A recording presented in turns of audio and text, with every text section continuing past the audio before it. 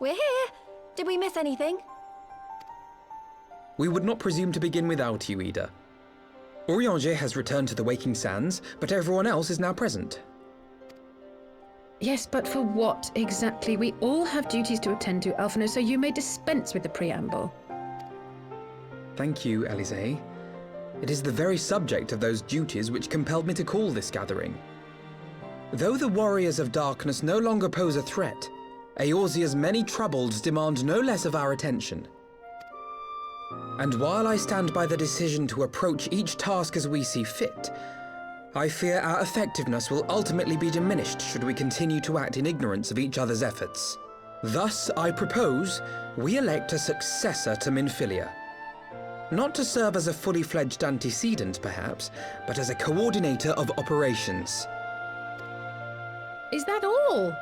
Well, then the decision seems clear. No one else has shown any enthusiasm for the role, and judging by your performance at our previous meeting, you would seem the perfect candidate. You always did have a flair for politics.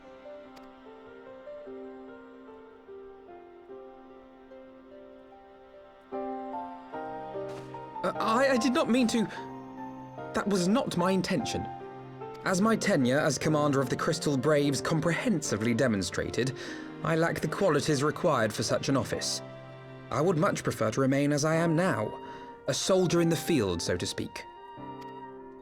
Should none of our number step forward, must we then constrain some unwilling candidate to take up the position?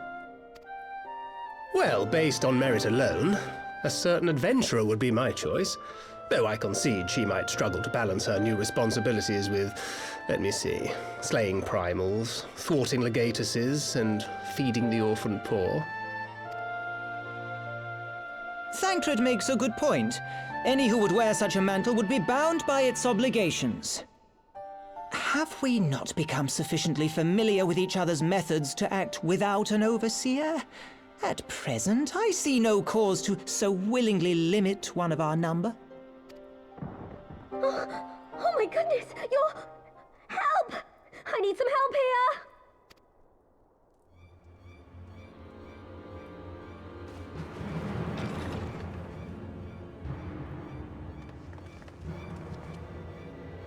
Tataru, are you all right?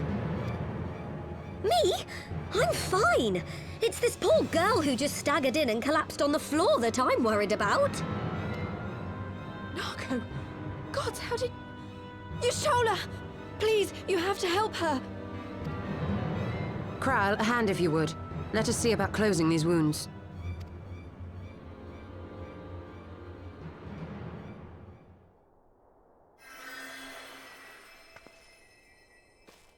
Now, we've staunched the bleeding, but it may be a while before you can move about again. Though having seen your wounds, I'm surprised you are still moving at all. Thank you. My message. It was too important to delay. I took the shortest route I could, though I knew it was more heavily patrolled. As you can see, my efforts at evasion were not entirely successful. Honestly, you're too brave for your own good. What was so urgent that you needed to fight half the Empire to get here? You could have been killed. I'm sorry, Ida. I had good reason. But I imagine your friends are wondering who this bloody mess of a Mikote is. My name is Minago, and I belong to the Ala Mhigan Resistance. I came to warn Ida and Papalimo about one of our leaders. A man who calls himself the Griffin. He's always been dangerous, but he's planning something new. Something reckless. The Griffin, you say? I've heard the name. Rumor has it your man is eager to test his claws. Aye, and on no easy target. He means to assault Baelsar's wall from the Ala Mhigan side. But what does the Griffin possibly hope to gain from such an attack? From what I understand, he wants the fires of war to spread to Eorzea. And for that, he needs to control the border with Gridania. So, he means to spark a conflict between the Alliance and the Imperial forces stationed in Ala Mhigo, to have Eorzea's armies aid in the liberation effort, whether they will it or no. His plan is flawed. Even should the Resistance succeed in occupying the wall, they would not be able to hold it. Imperial reinforcements would drive them out within a week. Be that as it may, if there is even a chance that this scheme could bring about an escalation in hostilities between Eorzea and the Empire, the Alliance must be informed. Agreed. I shall depart for Limsa forthwith and seek an audience with the Admiral. Thancred, Uldar is yours. Alphino and Alize, make haste to the Twelveswood and notify the Elder Seedseer of the danger to Gridania. She will duly call a council of the Alliance leaders, whom you must be ready to receive. You will be our voice in Ishgard. Explain the situation to Sir Emeric and encourage him to send an envoy. To Taru, Kryl, I leave the care of our injured messenger to you. See that she remains quiescent and her wounds closed. I believe that covers everything. Let us be about our tasks.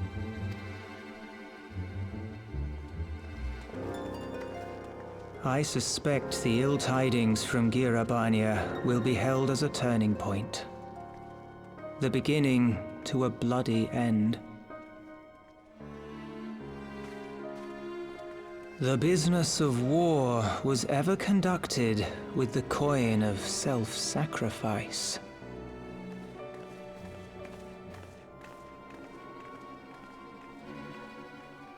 'Twas Master Louis Soir himself who taught us that such costs are not to be ignored or denied.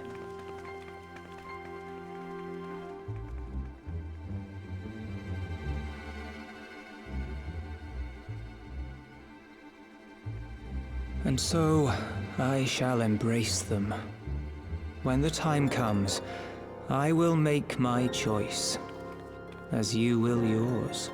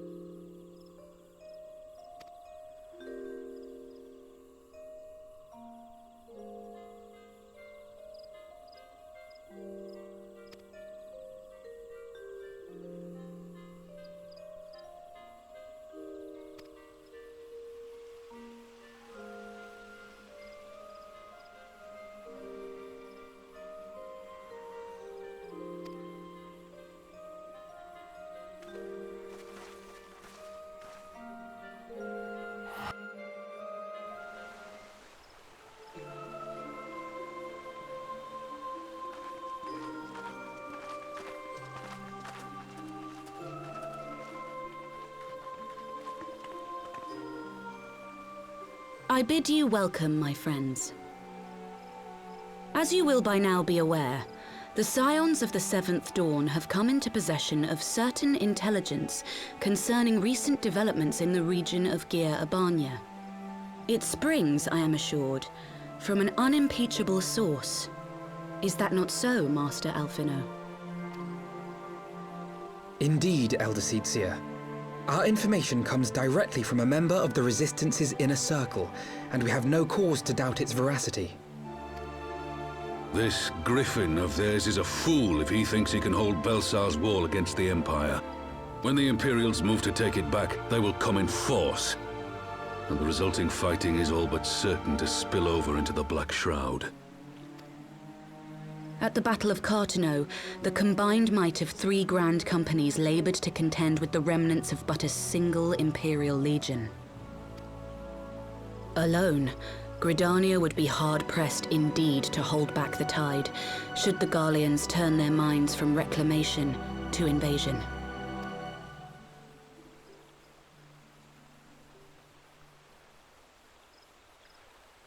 May I once more convey my nation's deepest regrets for our inaction in the days prior to the calamity.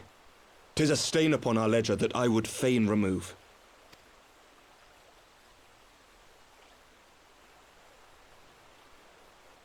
Elder Seedseer, I do hereby request leave to deploy a defensive force within the borders of Gridania.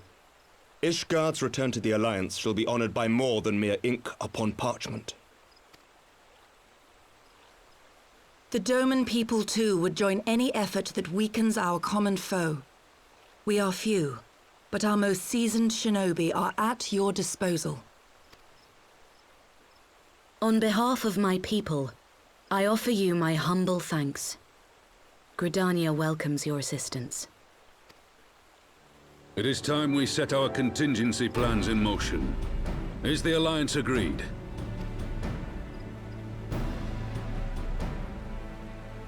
Then let us make ready for war. Victory favors the swift. There is much to be done.